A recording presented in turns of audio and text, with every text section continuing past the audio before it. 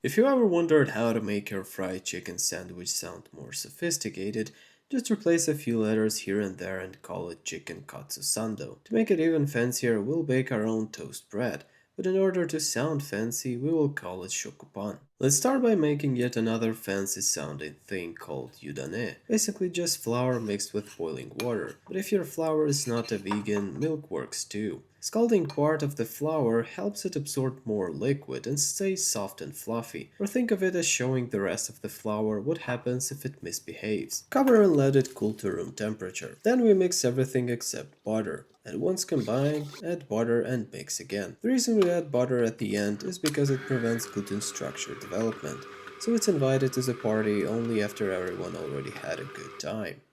After a few minutes, once the dough has fully absorbed the butter and looks like it has its life somewhat together, move it to your work surface and shape it into a ball, because sometimes we will need someone to pull us together.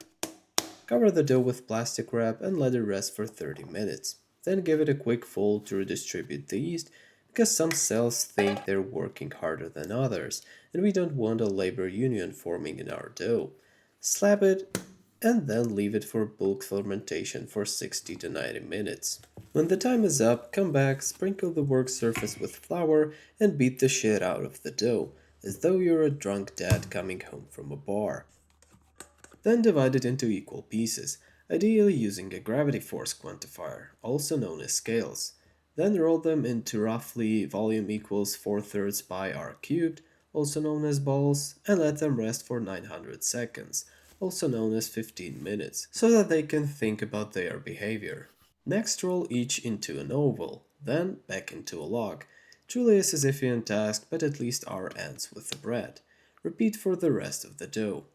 Grease a baking tin, which is any rectangle shaped object that can fit bread, and let it rest 45 to 60 minutes. That way we let them relax and think they're safe before we throw them into a hot 180 degrees oven for 30 minutes. And don't forget to brush them with milk beforehand. If your bread starts to brown too soon, which it definitely will if you follow this recipe, cover it with foil and bake for the remaining time.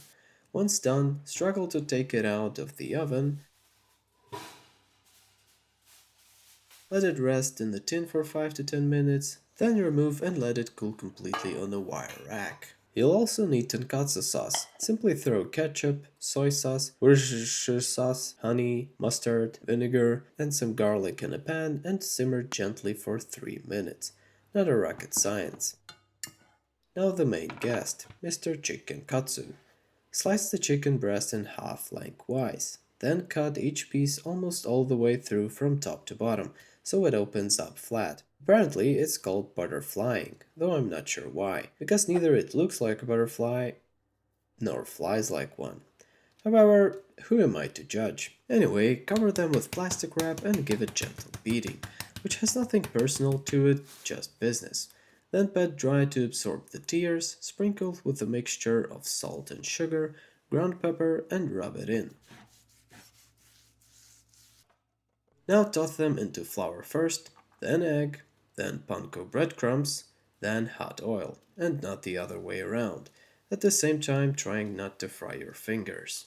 Fry for about 3 minutes per side and leave them to drain on a wire rack. And if you ever wondered how the bread turned out, surprisingly well, considering how often things disappoint their parents. Assembling is pretty straightforward. Cut 2 slices of shokupan, toast the exterior sides in butter, spread some mayo on the bottom piece, then go shredded cabbage, which I didn't use because I only had iceberg, tonkatsu sauce, katsu itself, more sauce, cheese, flaming gas, top with the second toast, give it a gentle tap of approval, and here you go. Cut it in half, admire the beautiful cross section, forget to take a shot for the thumbnail, and accidentally bite into it.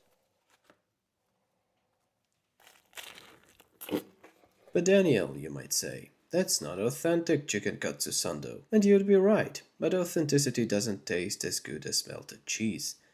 and my name's not Daniel. To finish off, I wanna say, tonkatsu is always katsu, but katsu isn't always tonkatsu. Goodbye.